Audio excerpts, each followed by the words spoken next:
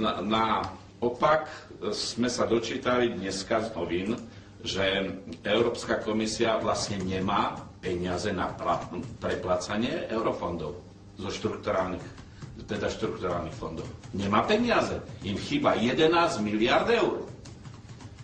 Takže na jednej strane tlačili, áno, treba čerpať eurofondy, ale bohužiaľ asi kríza sa dotkla aj niekde niekoho iného.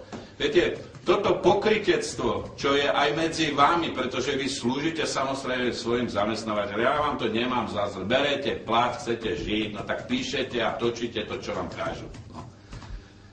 Bohužiaľ je to tak, ale je to všeobecne v celej tej európskej populácii a vôbec na celej zemeguli. Všetci sú pokrytci, všetci klamú, všetci sa tvária spravodliví a tomu vraždia, zabíjajú a kradnú. Taká je skutočnosť dnes. Takto to vyzerá. Si myslíte, že by niekto Líbiu napadol, keby to bol skutočne len piesok a pár beduínov? No každý by sa na nich vykašľal. Nech sa podrezávajú. Jak sa podrezávali 1000 rokov dozadu, tak nech sa podrezávajú 1000 rokov dopredu. No ale samozrejme, trebalo. Viete, francúzske ropné spoločnosti berú za 1/10 cenu skutočnej trhovej ceny ropu z Líbie. Tak vedeli, prečo tam hádzali tie bomby a prečo sa tam prevrátil režim.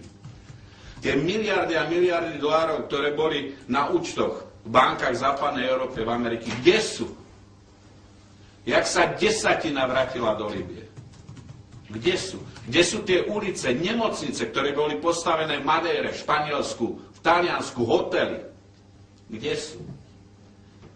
Treba sa spýtať niekoho. A všetci rozprávajú o transparentnosti, spravodlivosti. Prosím vás. Onus sa zabíja za peniaze. Za peniaze, nie za demokraciu. Za peniaze sa zabíja.